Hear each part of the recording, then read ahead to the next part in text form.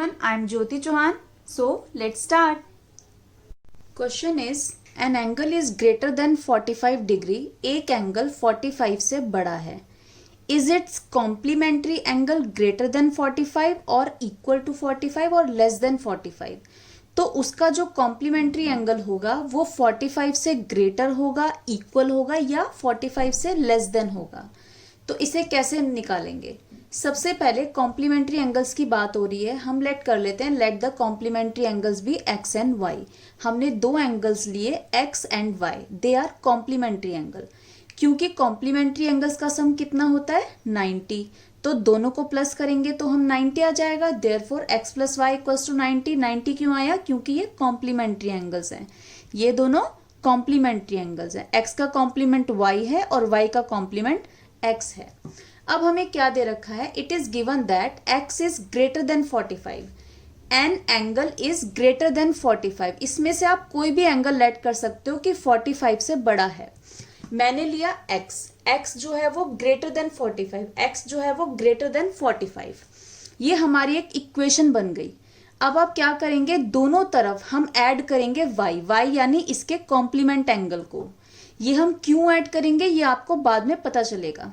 हम दोनों तरफ y को ऐड करेंगे. y क्या था हमारा? इसका कॉम्प्लीमेंट्री एंगल. दोनों तरफ हमने y ऐड किया, x में भी y ऐड किया, ग्रेटर देन 45 में भी y ऐड किया. ठीक है.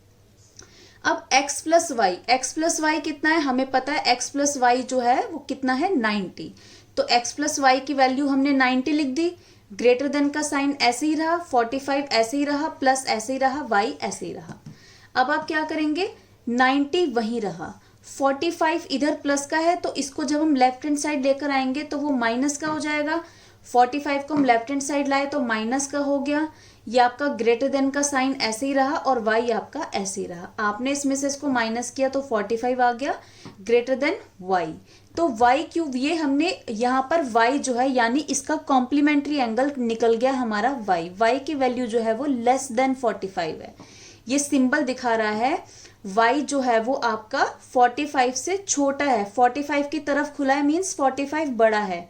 तो y की वैल्यू हम सीधा करके लिख देंगे y इज लेस देन 45. दस इट्स कॉम्प्लीमेंट्री एंगल जो है, ये कॉम्प्लीमेंट्री एंगल जो हमने y लेट किया था उसकी वैल्यू कितनी निकली इन तीनों ऑप्शन में से? ना तो वो ग्रेटर निकला और ना ही वो इक्वल निकला, वो तीसरा ऑप्शन निकला लेस देन 45. तो हमने ये y यहाँ पे इसीलिए ऐड किया था ताकि हम इसके कॉम्प्लीमेंट्री एंगल की वैल्यू निकाल सकें. ओके. आपको इस क्वेश्चन में एक फिगर दी गई है और आपको पूछा गया है is angle 1 adjacent to angle 2. अगर आप ध्यान से देखेंगे एंगल 1 आपका ये रहा और एंगल 2 आपका ये रहा. क्या ये दोनों एडजेसेंट है? तो आंसर है यस. यस क्यों है?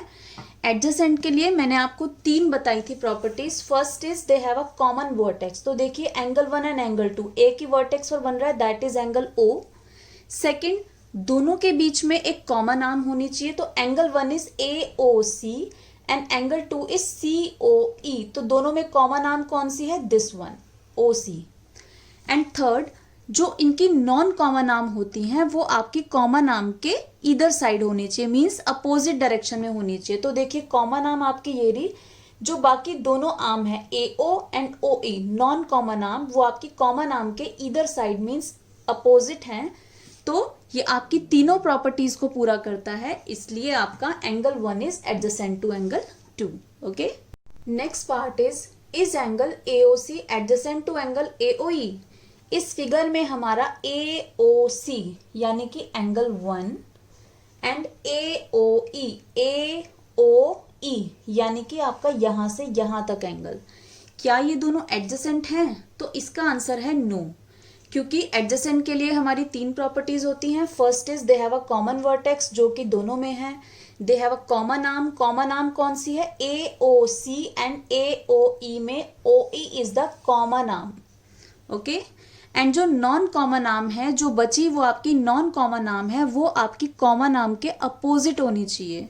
बट लेकिन यहां पर ऐसा नहीं है. AO and OC are non common arm, लेकिन ये आपकी कॉमन आर्म के एक ही साइड है, जबकि ये दोनों साइड होनी चाहिए. It means AOC is not adjacent to angle AOE. Angle COE and angle EOD form a linear pair. सबसे पहले COE देखते हैं. COE it means this one, and then EOD. EOD means यहां से यहां तक एंगल. क्या ये दोनों एंगल लीनियर पेयर फॉर्म कर रहे हैं? तो इसका सबसे आसान तरीका है, क्या ये दोनों एंगल एक स्ट्रेट लाइन बना रहे हैं? तो answer is yes. CD is a straight line जिसपे ये दोनों एंगल फॉर्म कर रहे हैं. It means these form a linear pair. या फिर अगर आप इसको डेफिनेशन से देखेंगे तो कैसे देखते हैं हम? लीनियर पेयर हमारे वो एडजेसेंट एंगल्स होते हैं जिनकी नॉन कॉमन आर्म होती हैं वो बिल्कुल अपोजिट डायरेक्शन में होती हैं. मीन्स इन दोनों एंगल में जो हमारी कॉमन आर्म है दैट इज OE, और जो नॉन कॉमन आर्म है वो है आपकी OC and OD. OC and OD बिल्कुल अपोजिट डायरेक्शन में है. अपोजिट जाने की वजह से it forms a straight line, और ये स्ट्रेट लाइन फॉर्म कर रही है. It means it forms a linear pair. तो आपका आंसर है yes, they form a linear. Are angle BOD and angle DOA supplementary? BOD means आपका एंगल 4, DOA means आपका एंगल 5. क्या ये सप्लीमेंट्री है? सप्लीमेंट्री कौन से एंगल होते हैं? जिनका सम आपका 180 होता है. अगर आप दोनों को प्लस करेंगे तो आप देखिए ये एक स्ट्रेट लाइन फॉर्म कर रहे हैं. किस पर है ये? AB के ऊपर. स्ट्रेट लाइन पे straight angle that is 180 degree. जब आप दोनों को प्लस करेंगे तो 180 आएगा, क्योंकि ये एडजेसेंट है और दोनों का सम हमारा 180 है. It means they are supplementary. Second, is angle 1 vertically opposite to angle 4? Vertically opposite angle क्या होते हैं? जब टू लाइंस एक दूसरे को इंटरसेक्ट करती हैं तो जो एंगल आमने सामने बनते हैं वो आपके वर्टिकली अपोजिट होते हैं. अब इस वाली फिगर में हमारी टू लाइंस ध्यान से देखेंगे तो हमारी टू लाइंस हैं. एक है हमारी AB is a straight line, दूसरी है CD.